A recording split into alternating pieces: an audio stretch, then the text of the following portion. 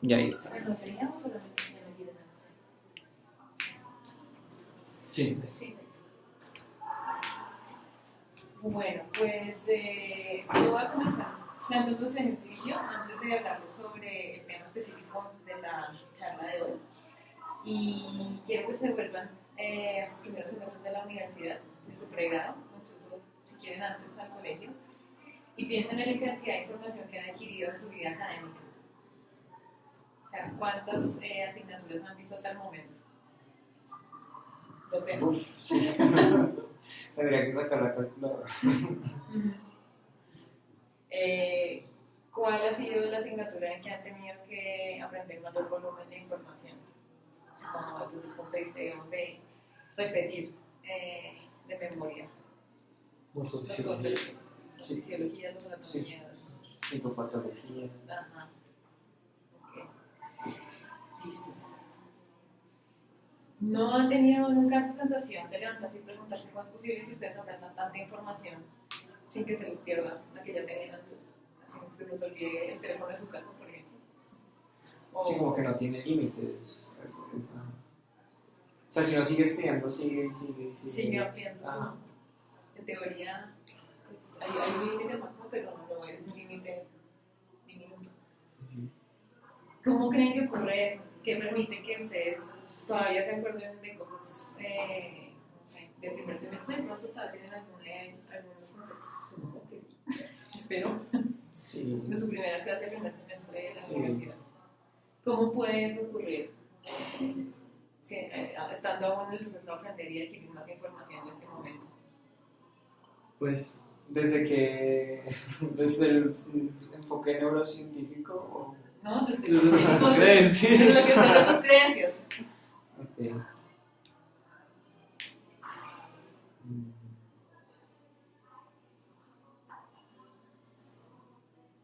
Pues yo lo interpretaría como una habilidad innata de todos nosotros que pues nos ha ayudado a sobrevivir, o sea, no es nada adaptativo olvidar lo que uno aprendió, porque pues eso es como súper desadaptativo, porque pues si eso te asegura ser más exitoso, evitar ciertas cosas, acercarte a otras, pues volver a exponerse a las contingencias pues es muy costoso.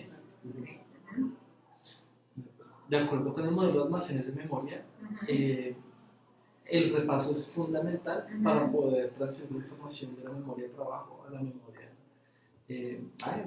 a largo plazo. Entonces, una es el repaso, y por otro lado, las experiencias que están, digamos, emparejadas con componentes emocionales también tienden a fijarse de una manera mucho más prolongada y vivida. Pues de acuerdo que pues, el hipocampo también, o sea, está cerca del sistema límbico, bueno, hay toda una conexión ahí neurológica, pero básicamente, pues yo creo que es como por ahí. Ok, listo. Bueno, tengan eso ahí. Quiero presentarles evidencia que quiero que encajen con esas hipótesis que ustedes acaban de plantear. Y una es, por ejemplo, que las personas que aprenden durante la vigilia, luego permanecen despiertas y se les pide después que reponen la información, tipo listas de palabras pareadas. Entonces, recuerdan menos palabras que personas que aprendieron, se fueron a dormir y al día siguiente o a la mañana siguiente recuperaron esa información del listado de palabras. O sea, este grupo que durmió se acuerda de más cosas. Bueno, otro tipo. Las personas que aprenden información igual en la vigilia les presentan una lista incongruente, entonces uno de los componentes de la lista ya lo han aprendido, pero ahora tienen que asociarlo con un nuevo componente, tienen que actualizar la información de la lista original y tienen que recuperar la información. Lo hacen peor que aquellas personas que han dormido, les presentan una lista nueva y luego tienen que recuperar la información. Y no solamente hay evidencia de tipo, digamos, comportamental, sino que también desde el punto de vista de la neuroimagen, se ha encontrado que las personas que duermen tienen una activación diferente en su memoria entre áreas como el hipocampo y la corteza que aquellas personas que no han dejado dormir. O sea, no solamente estar despiertos, sino que además si te impiden dormir, algo pasa. Entonces, ¿cuál sería el componente central de todo esto que estoy diciendo, de todo este ¿Cuál sería el componente clave aquí?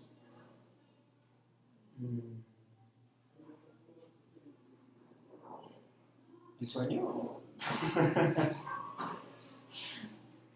El sueño es el tema de la charla de hoy. Es un tema para mí muy apasionante y por eso lo traje. Es el eje de mi trabajo de grado y es maravilloso desde mi punto de vista porque es un fenómeno con el que todos tenemos experiencia a diario. O sea, la persona que no duerme no sobrevive más de 2 semanas, básicamente. Estoy cerca. Pero paradójicamente, y a pesar de lo relevante, de lo cotidiano que es el sueño, ha habido relativamente poca investigación sobre cuál es la importancia y cuál es la relevancia del funcionamiento cognitivo de los organismos, teniendo como eje el sueño. Entonces, mi propuesta para hoy es mostrarles un poco cómo cuál es el papel del sueño desde la perspectiva de la consolidación de memoria. Mucho se ha hablado sobre qué pasa con el sueño y en la transformación metabólica, con el sueño y la eliminación de toxinas, o con el sueño y la importancia, por ejemplo, biológica de estar dormido cuando el predador lo está buscando. O sea, eso digamos que tiene una mayor relevancia. Pero solamente hasta hace poco se ha pensado que el sueño tiene una importancia para el funcionamiento cognitivo, desde el punto de vista que hace por la memoria. Y, pues como les decía, es que el sueño además ha capturado la imaginación de las personas en textos científicos, en textos de literatura, con personas como la Bella Durmiente, como José, en el que Dios le habla a través de sus sueños, se comunica y le dicta cursos de acción. O sea, es un fenómeno muy intrigante, pero que ha sido poco estudiado desde el punto de vista, por ejemplo, de la neurociencia. Y uno de los problemas, digamos, también de eso es que no sabemos qué es el sueño. O sea, intuitivamente todos sabemos qué es, pero no hay una definición que genere acuerdo. Porque estos componentes que son los que se definen como los centrales a lo que sería el sueño, que son estados de inactividad o quietud, que es una respuesta reducida a estímulos, que se adquieren posturas específicas o muy prototípicas para dormir, y que además se regula de forma homeostática como circadiana, pues no ocurre en todas las especies. Entonces, en algunas sí, como los seres humanos, que somos como el estándar dorado, y los mamíferos en general, pero, por ejemplo, los insectos no tienen esta identidad siempre, por ejemplo. Pero sí, claro. Sí tienen ciclos de sueño. O sea, dentro de una definición amplia de sueño, sí, dentro de una definición hecha a la medida de los humanos, no duermen. Porque no tienen, ya vamos a ver, no tienen una serie de estados que son característicos, pero sí tienen periodos de inactividad y de actividad, digamos, o de disminución de la actividad, aunque por ejemplo sigan volando, sigan jorraleando, no sé. Entonces, eso es un problema con el sueño. Desde otro punto de vista, hay unas definiciones que más allá de mirar lo que es fundamental a lo que es el sueño, están pensando en qué es lo que se observa, o sea, qué es lo que pasa con el cerebro cuando se toma como punto central cuando se está durmiendo. Entonces, desde el punto de vista, por ejemplo, del registro encefalográfico de la actividad cerebral, pues lo que define el sueño es un cambio en la actividad cerebral. Se reduce la frecuencia, el animal está aquí activo, aquí se reduce la frecuencia, aumenta la amplitud de las ondas y hay una disminución también del tono muscular, de la actividad muscular. Entonces, esas características son como las definitorias desde el punto de vista de la electroencefalografía, o sea, la actividad cerebral. ¿Y qué diferencia hay entre la segunda y la tercera? Este es el sueño de ondas lentas, sueño no REM, ya. y este es sueño REM. Entonces, pero esto es una, o sea, en teoría el sueño, la diferencia entre estos dos, entre la vigilia y el sueño REM, es un poco más complicada. Si no fuera por los músculos, no sabríamos si está dormido. A veces, por ejemplo. Bueno, y otro es probablemente cómo la activación de las áreas en los diferentes estados de sueño. Entonces, se usan indicadores no tanto conductuales, no tanto definición centrales en lo que es esencial del sueño, sino que cambios ocurren desde un estado hacia otro. Entonces, esto es problemático, o sea, es positivo porque permiten los indicadores para la investigación, pero también es problemático porque es todo por contraste. Entonces, ese es un punto que ha marcado la investigación. Que sabemos que el sueño no es uno solo, sobre todo en mamíferos. Obviamente en mamíferos se pueden distinguir esas preciosas etapas que no ocurren en todos los animales. Pero digamos que en primates y en mamíferos encontramos obviamente una diferencia de lo que les mencionaba, las ondas. Este es un hipnograma, o sea, una representación gráfica de las transiciones de los estados de activación cerebral de los humanos y obviamente pues encontramos diferencias en las oscilaciones, en los ritmos que van marcando las ondas a lo largo de la noche y que nos permiten encontrar ese tipo de oscilaciones. Entonces, ondas con características ondas alfa, en los dormidos, las ondas de sharp wave, que son unas ondas características también de la consolidación de la información, y las oscilaciones lentas que eran los que veíamos en el ejemplo de arriba con el de la mitad del ratoncito. Entonces, el sueño no es uno o sea, es difícil decir, es que solamente es un estado de inactivación, porque al contrario, como por ejemplo en este estado, no es que el cerebro se apague completamente, miren, el sueño no REM está incluso parecido a la vigilia, entonces no es una definición de ausencia de actividad la que es pertinente aquí. ¿A dónde va todo esto? A que el cerebro que duerme presenta estados muy, muy diferentes, son cíclicos, eso también es para mí una cosa muy interesante y muy apasionante, porque no solamente son cíclicos en el sentido de que uno entra en sueño no REM, luego pasa a sueño REM, luego vuelve a entrar en no REM y luego a REM y se van disminuyendo las duraciones a lo largo de la noche, sino que también las actividades de disparo de las neuronas a lo largo de la noche son cíclicas, o sea, hay también ritmos que predominan en uno. Y las mismas ondas son eso, oscilaciones, o sea, un movimiento entre dos polos, entre una inactividad, un reposo y un disparo, un reposo y disparo a diferentes ritmos. Entonces, eso tiene que tener una importancia biológica para eso. Hay unas funciones que se le dan atribuidas, como mencionaba, hablan por ejemplo de limpieza de toxinas, de eliminación de metabolitos, de evitación de predadores en el hábitat, de conservación de energía porque baja la temperatura.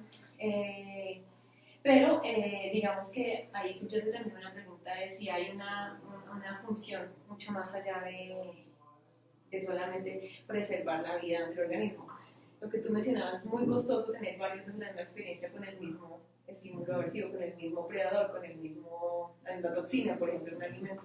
Entonces, ahí hay una conexión que se está trazando entre lo que pasa cuando dormimos y lo que aprendemos. Y es lo que quería mostrarles yo. Desde el punto de vista de la psicobiología, entonces se ha planteado que el sueño tiene una importancia. ¿Cuál es la importancia? Entonces, que permite la consolidación de información. Desde el punto de vista de las teorías de almacenamiento de información como la que tú planteabas, que pasa, ya vamos a ver, de corto plazo a largo plazo, o sea, ese proceso, ahí interviene clave el sueño y el cerebro que duerme. Y actualización de información. ¿Cómo? Entonces, a través de la comunicación de diferentes áreas del cerebro, con las oscilaciones que les decía, esas patrones de disparo repetitivos que tiene el cerebro, cuando en esa alternancia de los estados de activación cerebral, donde con esos actores que tú mencionabas, uno el hipocampo, otro es la corteza y el tálamo. ¿Y por qué? Porque eso es lo que voy a plantear, vamos a desarrollar esto, porque es un contexto único para que se modifiquen las conexiones entre las áreas cerebrales. ¿Listo? ¿Hasta aquí preguntas? ¿Quieren que me vuelva? Eso, el efecto del sueño correlaciona con las horas que se duermen, ¿o no? Sí, no. Sí, ¿no? Sí, porque hay un mínimo requerido, obviamente, para unos procesos porque son cíclicos, pero no porque tampoco a mayor cantidad de horas que duermas tampoco vas a tener más, vas a ser sabiendo que te aprendas el, no sé, DSM-4 en una Sí, dormida. claro. En un audiolibro. Pero por ejemplo, En un audiolibro, por sí, ejemplo. pero por ejemplo, es que eso es curiosidad, porque yo he escuchado gente que duerme 3 horas, hace su sueño y siente que descansaron. ¿Sí? Yo, por ejemplo, duermo 3 horas y soy un zombie. ¿Sí? Sí. No, o sea, yo tengo que dormir mínimo 6 horas, mínimo. Ok. Sí, y no. Pero entonces no sé si. O sea, si sea como intrasujeto, que sea lo que menos, entre menos duermo, menos memorizo, o si uno puede hacer esas generalizaciones como intersujeto. ¿Sí? O sea, yo duermo más que esa persona que duerme 3 horas, entonces memorizo mejor. O si yo duermo menos de lo que yo duermo, voy a memorizar mejor, y si esa persona duerme menos de lo que ella duerme. ¿Sí me van a entender? Sí. Pues no solamente relacionado con memoria, sino con bienestar, hay unos topes o unos mínimos, lo que tú dices, unos mínimos que tienen que ver con la edad, el sexo, la ocupación, o sea, qué tanta actividad tienes en vigilia, o sea, qué haces durante el día, cómo comes, si es una actividad deportiva. Porque, por ejemplo, es obvio que los niños pequeños duermen un montón, y duermen un montón en sueño no REM, que es un sueño que se asocia muchísimo con el aprendizaje de reglas, por ejemplo, de conceptos abstractos. Entonces, por ejemplo, una teoría dice que los niños tienen que dormir esa cantidad de horas porque están aprendiendo, por ejemplo, reglas gramaticales de una lengua que es totalmente desconocida. Entonces, eso es lo que le permite abstraer, por ejemplo, reglas de gramática de lo que escuchan a través solamente de experiencia con el hablante que le está dando reglas. Entonces, sí, tiene que ver la edad. O sea, las diferencias hay entre grupos, digamos, por los grupos etarios, por ejemplo, los grupos también, de acuerdo a si es un país que tiene o no tiene estaciones, a los picos de temperatura. Pero también es intrasujeto porque tú también supongo que tendrás días en que duermes menos y días en que duermes más, de acuerdo a tu necesidad. Entonces, hay unos mínimos, sí, porque también lo que decía, hay unas alternaciones de estados en el cerebro, y si interrumpes, pues estás dejando el ciclo a la mitad, entonces. Pero también depende mucho de variaciones a lo largo de la vida, del ciclo vital, sí. Y no necesariamente, o sea, no es que lo que te decía, al dormir más memorizas mejor, no necesariamente es una relación así tan directa. Sí, porque, por ejemplo, no lo ven los médicos, o sea esos manes nunca duermen. Nunca duermen de corrido, pero si están haciendo microsueños. Bueno, sí. Ajá. Pero digamos que lleva a tu punto como no, que están durmiendo 8 horas seguidas, 7, 6, 4. Entonces, pero sin embargo tienen una memoria absurda. Pues sí, me refiero. Tienen que tener una disponibilidad de información para actuar, para recetar, para diagnosticar. Listo. Entonces, quiero desarrollar cada uno de estos puntos. Entonces, lo que tú mencionabas, clarísimo, que hay unos sistemas de información que almacenan la información a corto plazo, o sea, son para uso directo, entonces la típica memoria, la metáfora con la memoria del computador, que la guarda uno de acuerdo en descargas y después de un tiempo se actualiza y se borra lo que no se pasó a una memoria de largo plazo. Este paso entre la memoria de corto plazo y la de largo plazo es lo que denominamos consolidación, es hacer fuertes las conexiones que son relevantes para poder usar la información posteriormente y actualizarla. Y eso obviamente se liga a áreas del cerebro que no necesariamente son los actores principales, o sea, que no son los actores únicos, pero sí principales, siendo el hipocampo el codificador rápido de la información, el que aprende súper rápido, o sea, con una sola experiencia, con una sola encuentro, con un evento, con una persona, con un estímulo, ya aprendió eso. Y luego interviene este otro actor que es la neocorteza, que es el almacenador estable. El problema del hipocampo es que como aprende tan rápido, pues obviamente las conexiones son muy lábiles, se van modificando muy rápido. Y si yo quiero que permanezcan en el tiempo, probablemente no, este sistema no me lo permite hacer.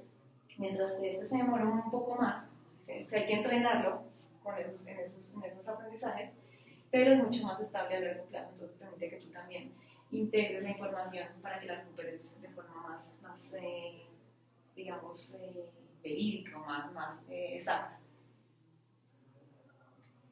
Y otro punto es que se asocia también, por ejemplo, este tipo de almacenamiento de corto plazo con cambios sinápticos, es decir, el cambio rápido de la sinapsis. Cuando tuve la experiencia, por ejemplo, el estímulo doloroso, los típicos experimentos que se hacen en neurociencia, es aplicar un choque, por ejemplo, y ver qué pasa. Entonces, en ese momento se están modificando las conexiones de la sinapsis de las neuronas. Y otros cambios a largo plazo ya son más sistémicos, en el que no solamente es una sinapsis, una dendrita que cambió de trayectoria, que se ramificó, sino que además son cambios de toda una organización de conexiones de todo el sistema, el cerebro como sistema, incluso de todo el organismo como sistema. O sea, ahí por ejemplo, podría estar hablando, por ejemplo, de redes neuronales. Sí, claro que sí. Pero hay experiencias que pasan directamente así, aversivas, sí. que son muy aversivas, sí. Pasan de una vez a largo plazo. Sí, claro. No tienen que pasar por memoria de trabajo. Sí, digamos que, o sea, pueden pasar directamente y ya se asocian por un estímulo muy doloroso. Sí, claro. Este es el problema, por ejemplo, con las experiencias traumáticas. Además que de todo el contexto que ha asociado con ese estímulo aversivo, así no tenga ninguna relevancia realmente con el estímulo. Entonces, por eso el estrés postraumático es tan complicado de modificar, por este tipo de aprendizaje rápido que una vez saltó a las redes y que integró tantas cosas que uno ni siquiera sabe qué fue lo que, o sea, puntualmente qué estímulos fue los que asoció inicialmente. Entonces sí, de acuerdo. Bueno, ¿y entonces qué pasa con el sueño? Pues nosotros ya sabemos, o sea, digamos que esto ya es carreta vieja de los 70. O sea, sí. Pero en los 90 la gente, bueno, mucho antes obviamente usaban los experimentos que yo les mencionaba, que son la evidencia que les presenté de la primera parte. Pero la gente empezó a hacer experimentos con la ayuda, por ejemplo, de resonancias magnéticas, como la segunda evidencia que les presenté, de electroencefalografía, ahora autogenética, para poder ver, digamos, las conexiones, cómo se van modificando. Y encontraron que el sueño, pues no es que exclusivamente es el que permita la consolidación de información que uno tiene en la vigilia, pero sí tiene unas propiedades que no tiene, digamos, el cerebro cuando está despierto, porque hay una incompatibilidad entre recibir información, o sea, entre grabar y, por ejemplo, almacenar, o sea, guardar, organizar, limpiar, que ese es uno de los puntos que también se propone aquí, desechar la información que no es relevante y encasillar, digamos, o distribuir la información de acuerdo a donde tenga que irse guardando. Por ejemplo, pues ya está. No, pero si, no sé, algo que fue muy relevante para un momento, y tú dices que está esta limpieza. ¿Esa limpieza es como una poda sináptica o es otro tipo de...? Sí. Ok, bueno. Hay un debate, pero sí. Ok, bueno. Lo segundo es, en el caso que no fuera como una poda sináptica, sino como, no sé, como que simplemente estas conexiones están libres, es fácil volver a fortalecerlas y recuperar esa información al nivel que de pronto se tuvo, por ejemplo, a los 16 años, no sé, una persona que fue básicamente... No encuentro una palabra. Por ejemplo, alguien tocando piano, no sé. Sí, no sé, que hablaba un idioma como lengua materna, lo dejó de hablar 30 años, evidentemente empezando, pero si esa persona quisiera hacerlo, otra vez podría hacerlo de esa manera. O sea, tú sabes recuperar el nivel de experticia inicial. Ajá. No. Mierda. Sí, pero no, o sea. ¿Y por qué? ¿Por qué mierda? No, sí. Hay tantas cosas de mi vida que quiero hablar. Sí, hay una facilitación, o sea, depende de la edad. Depende de la edad también. Hay una facilitación, obviamente, porque tú en algún punto, o sea, y además depende de qué tipo de información, o sea, era procedimental, o sea, era procedural, era más semántica como de una segunda lengua, bueno, que también es... Semántica, pero mi primera lengua. Ok. Obviamente, hay unas, es que lo que dicen, hay unas trazas de memoria, estas son conexiones, trazas de memoria que adquiriste, en el código, que van en el hipocampo, luego entonces se fortaleció y quedaron trasladadas en el sueño, y luego cuando tú vas a tratar de recuperarlas en la vigilia, pues están ahí activadas, pero se modifican con nueva experiencia. Este pedacito es nuevo. Entonces probablemente si tú has dejado de usarlas, esto puede que esté allá, pero puede que las conexiones no estén intactas, muy probablemente no estarán intactas porque tampoco es lógico que estén intactas si no lo estás usando. Sí. O sea, si los dejaste de usar y no los has usado nunca más, pues difícilmente, pero se puede recuperar, requiere práctica y además dicen que uno tiene que reaprender, pero reaprender no quiere decir aprender de cero, pero sí necesita un nivel de dedicación superior al que probablemente requirió en su inicio. ¿Y significativamente superior o...? ¿El nivel de esfuerzo o el nivel de desempeño que alcanzarías? De esfuerzo, porque pues de desempeño... No, esfuerzo... Depende de esfuerzo... Sí, de esfuerzo para alcanzar, por ejemplo... No, menor, ¿no? El esfuerzo de teoría debería ser menor, porque ya hay, digamos, unas... A pesar de los años. Depende que también que tan significativo lo hagas con estas redes que ya tienes, porque de pronto tu experiencia posterior te ayudó o te ayudaría a recuperar estas redes iniciales y puedes acceder más fácilmente a ese conocimiento. Por ejemplo, el vocabulario en una primera lengua, la segunda lengua puede ayudar, pero también si es muy parecido, tiene los falsos amigos, esos que hacen que uno pierda la conexión. Entonces, depende de cuál es tu segunda lengua de adquisición para que te ayude o no te ayude y cuál va a ser la ruta que tú vas a usar para acceder a la primera lengua. Pues ya como para cerrarte, no expandiendo. No, es que eso es que me pasa en español. O sea, digamos que en un tiempo, una persona, o sea, me quedé callado por mucho tiempo. muchísimo, muchísimo tiempo. Y por ejemplo, hoy en día me cuesta acordarme las palabras en español. Entonces, como. Centro español. ¿Y cuál es tu primera lengua? No, español. ¿Y la segunda? Inglés. Ah, Pero. ¿y sabes más inglés que español? No. Ah, igual. Sí, es un poquito menos de inglés. Pero el vocabulario que se te olvida, ¿cuál es? El que no usas. en el momento. O sea. Pero es por ejemplo, Pues, vocabulario científico, académico, o es vocabulario como de lo que cosas sea. de la casa. No, sí, de lo que sea. Pues, o sea, no es sin una demencia, pero. ¿Como una anomia o algo así? Sí, Es que no sé. No sé, como que me puedo quedar pensando con la palabra. Me toca buscar la ¿Pero manera te para acuerdas en explicarlo. inglés? ¿La palabra? Sí. Ah, ok. Es que hay Pero es que hay una conexión aquí más fuerte que está haciendo interferencia. Es probablemente más eso. Sí. A que no tengas la. O sea, la ruta está más alrededor. Sí, claro. Ajá. Y no me gusta cómo mezclarlo. Si es español, punto. Bueno, no te interrumpo más. No, Yo tengo una pregunta. Y te vas a apasionar. Es que es apasionante, o sea. Uno podría interpretar ese fortalecimiento que se da durante el sueño como soñar sobre eso. Sí. ¿Sí? Hay una. Sí. Ok, entonces, si uno. Entonces, en los animales en los que no hay un sueño. No sabemos por qué los animales no verbalizan sus sueños. O sea, es que mucho del soñar es el componente. Pero entonces uno podría decir que los animales que tienen memoria a largo plazo sueñan. Sí, o sea, es que hay dos niveles de soñar. O sea, cuando estamos hablando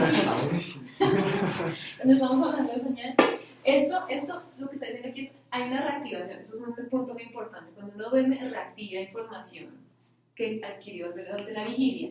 Y lo reactiva es que literalmente en la célula que se usó, la última que se usó, las que se usaron más, las conexiones más fuertes, durante el sueño vuelven y se activan en patrones similares a cómo se activan durante la vigilia. Entonces, uno, por ejemplo, es que son tan maravillosas las cosas que las personas pueden reconstruir, científicos pueden reconstruir los patrones de desplazamiento de una rata en un laberinto, viendo en el sueño cómo está soñando, cómo está reactivando la información. Entonces, claro, la rata lo que está haciendo está haciendo una estrategia forward, o sea, el animal va de un punto A a un punto B, o de la meta se devuelve. Entonces, las células se activan. Son células que solamente se activan en un punto específico del laberinto y en el sueño se vuelven a activar hacia adelante y hacia atrás. Entonces, en ese sentido, eso es una manera de soñar. Pero la ensoñación, que es la que tenemos los humanos, que es diferente, que es con contenido emocional, con contenido semántico, con abstracciones, eso es difícil de estudiar en animales, pero también hace parte de esa activación. Entonces, incluso una corriente muy fuerte dice que los sueños son las ensoñaciones. No, es que en español no hay dos palabras para eso, pero las ensoñaciones, o sea, el contenido onírico es una reactivación libre de todas las asociaciones de la corteza, que es lo que hace que los sueños sean tan locos, tan emotivos, tan surreales, sí, y que eso, tan aterradores, exacto, y que lo que está haciendo es procesando información.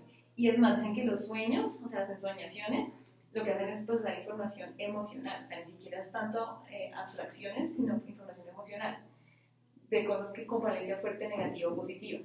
Entonces, o sea, con el que me peleé en el día, la persona que yo amo y que vi por primera vez, ese tipo de información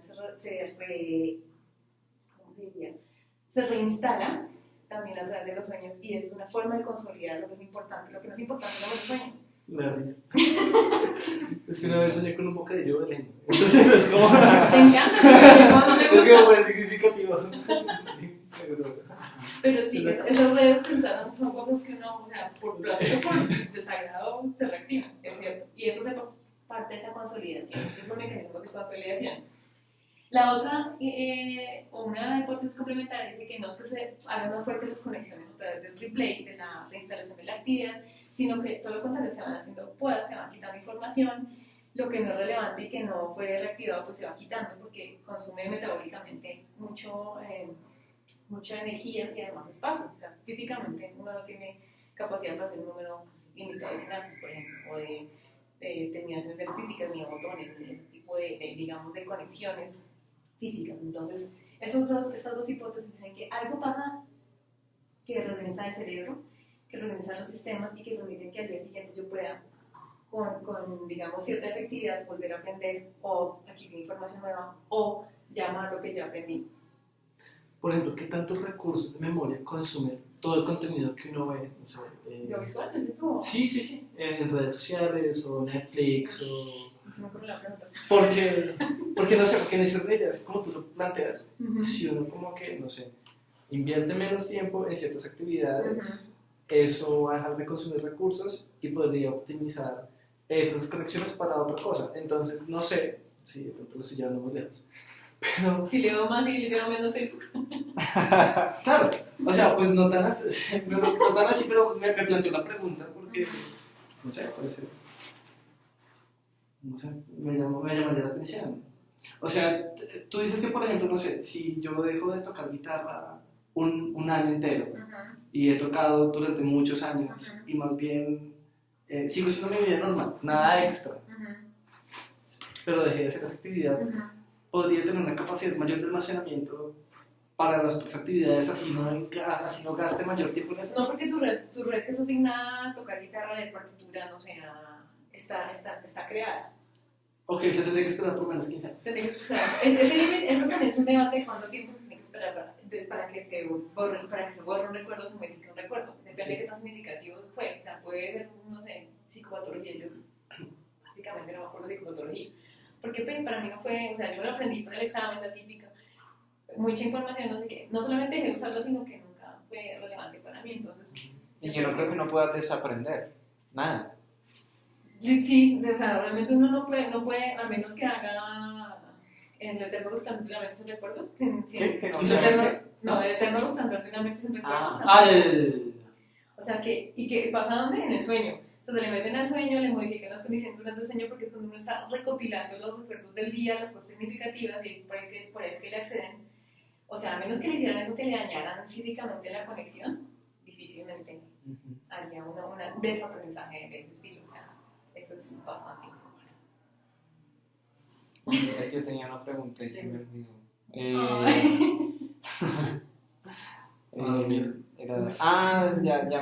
Tú dices que teóricamente hay un límite de aprendizaje, ¿sí? Sí, o sea, digamos, espacialmente, sí, por la cantidad de células. Pero no se sabe cuál es el límite. Pues no lo he intentado calcular, pero es... No. O sea, si uno intenta aprender más, ¿no aprende o desaprende cosas? ¿Sí? Si uno intenta aprender más... Porque digamos, llega a mi límite de aprendizaje, ¿sí? Y quiero aprender algo. Yo creo que si uno se vuelve viejo antes de poder llegar al límite. ¿Sí? Esa es tu teoría. Sí, porque el límite es bastante grande, o sea, es más como el deterioro. Igual hay deterioro. El deterioro, o sea, se desminimiza, se ponen lentos las conexiones, pero yo creo que antes de que uno alcance como el tope, digamos, exponencial de aprendizaje, yo creo que uno se vuelve viejo. O sea, siempre preguntas estúpidas. No está bien, ¿qué significa el aprendizaje? Bueno, ya que toca la desminimización, ¿a qué edad sucede como, ya, tú dices, mierda? O sea, ya me reversa. O sea, que ya empezó mal y... Y ya empiezan a perderse. Sí, claro. Pues todo dice que después de los 30 va hacia abajo. Sí. ¿Cuántos años tienes? 25. No, te quedan 5. No preguntes. Ok. No preguntes. Sí, me quedan 5 años. Me quedan. Sí, en teoría, pues empieza, o sea, y además que ¿cómo se llama eso? La tasa de pérdida también difiere. Pero igual está el aprendizaje fragmentado, ¿es que se llama? O sea, tú es que... O sea, la experiencia. Información ¿No se llama? Pues no, o memoria fragmentada es. Que no tiene como se llama, destellos de información de una cosa y no la... No, ¿qué te refieres? no, sí, fragmentado, ¿no? No. O sea, ya la experticia. Se trata de ser una claro, experticia, ya, claro. Pero pues ya como... Nada más que además la experticia de la teoría es que no tienes que acceder a toda esta red para llegar aquí, sino que tienes una ruta más directa, un nodo, por ejemplo. Wow. Entonces, por eso los expertos, como dicen, O sea, y eso sí es 70, 60 años ya. Sí, ya no tienen que hacer Pues toda hay esa esperanza, búsqueda hay y tienen que esperanza. buscar todos esos casos y todas esas excepciones, sino que ya acceden más fácilmente a la información. Sí, creo que se llama aprendizaje fragmentado. Creo. Bueno, entonces, toda esta carretera, porque es importante el sueño para la consolidación, es porque el sueño es un lapso libre de entradas sensoriales y de respuestas, o sea, una parte muy importante. Así que, ¿por qué ocurre? O sea, ¿por qué no ocurre eso en la vigilia? ¿No? Porque no sería más lógico que también mientras estamos adquiriendo información nueva pudiéramos procesarla y consolidarla y tenerla lista de una vez. Pues digamos que sería un poco más costoso energéticamente. Pero lo que dice es que nosotros no podemos físicamente, pues, como grabar información, como estar descargando información e irla guardando al mismo tiempo, porque tenemos el riesgo de sobreescribirla, o sea, como de clasificar mal y de no poder seleccionar lo que es importante. Entonces, por eso hay ese periodo de inactividad, porque es lo que tiene, digamos, en común los diferentes estados de sueño de diferentes especies, que hay un cambio en la actividad, en que hay como un aislamiento, una protección del entorno, no solamente la percepción, porque uno sigue percibiendo, pero con umbrales más elevados, pero no responde, entonces no hay procesamiento, y eso es lo que permite que se haga esa reorganización que es la que está detrás de la consolidación durante el sueño. Obviamente también ocurren esos fenómenos oscilatorios organizados, que son las ondas cerebrales en los estados que yo les mencionaba, que se repiten, y eso es una cosa que solamente ocurre en el sueño. O sea, el sueño de ondas lentas, las ondas lentas solamente ocurren durante el sueño. Hay otros fenómenos, por ejemplo, que sí tienen en común vigilia y sueño, como los shower ripples, que son unos patrones de disparo súper fuertes y súper marcados que ocurren en el hipocampo, pero ocurren en diferente forma de sueño y vigilia. O sea, a pesar de que es el mismo fenómeno, ocurren de forma diferente. La amplitud, la cantidad de veces que ocurren por segundo, la densidad es diferente. Entonces, esa forma en que el cerebro está actuando mientras está durmiendo es particular y lo que permite este tipo de cosas. Implica ese replay que yo les decía, que es la comunicación.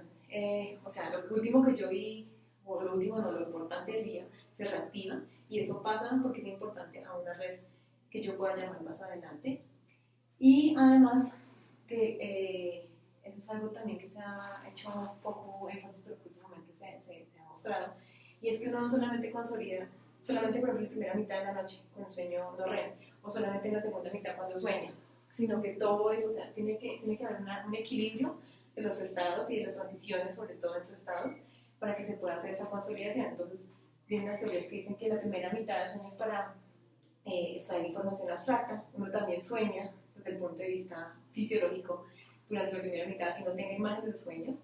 O sea, sueña, yo no sé si a ustedes les ha pasado que ustedes se acuestan a dormir y se están soñando, piensan que están quedando dormidos y están soñando con lo último que les dijeron, la lista de compras o no sé, o qué tengo que meter en la maleta mañana. Entonces esas cosas, como que uno las hace como esa repetición, eso también es un sueño, a pesar de que no tenga la imagen onírica del sueño típico en que uno vuela, sale por la ventana y ese tipo de cosas. Todo eso sueño y todo eso tiene un papel dentro de la consolidación de información. Entonces esos son como los puntos importantes. Y volviendo a la evidencia que les presentaba al comienzo, no sé si les parezca que todo esto que les he presentado encaja con esas observaciones que les mostré antes.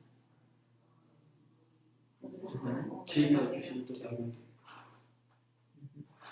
Entonces, aquí obviamente el sueño solamente tiene un papel protector, o sea, protege la información, pero aquí, por ejemplo, no solamente protege, sino que también hace más, a pesar de que protege la información antigua, también hace que se creen nuevas, o sea, que se esté listo para crear nuevas conexiones y sea más flexible digamos, el sistema para aprender información nueva, porque si solamente nos quedamos protegiendo la información antigua, pues va a ser la posibilidad de aprender y de modificar la información. Y esto, pues obviamente, que lo que les mencionaba en la comunicación entre esta coactivación, aquí que hay rojos y azules, no ocurre cuando la persona no ha dormido, solamente hay azules y hay pocos. Entonces, digamos que sí encaja con la evidencia, como mucho de lo que hace es ver que proponer una hipótesis y ver que encaja bueno con la evidencia lo que se está encontrando, pues en apariencia hasta ahora sí es muy coherente lo que se ha encontrado, aunque los mecanismos no están tan claros. Ay, pero en esos dos cerebros son como diferentes, ¿no? Anatómicamente, ¿no? Sí, son dos cortes y creo que son dos pacientes diferentes. Porque este fue el grupo que durmió y este fue el grupo que pero es decir, no dejaron dormir. La materia blanca es esa, es como más densa en el sí, cerebro. Creo que es un corte, o sea, esa parte diferente. Que también. 22 estrés, sí, es Había diferente. Y ese creo que ahí está. Es la mejor imagen para mostrar su punto. Pero sí. Y ahí está como a nivel del tallo también. Sí, pareciera. Esto se llama cerebro, aquí se ve cerebro. Sí. Sí. Pensé que era la misma zona y yo, uy, no, pero pues no, esa gente que no duerme, pobrecitos. Están muertos. Vas a les cambiar la cabeza. Listo. A mí me queda una duda.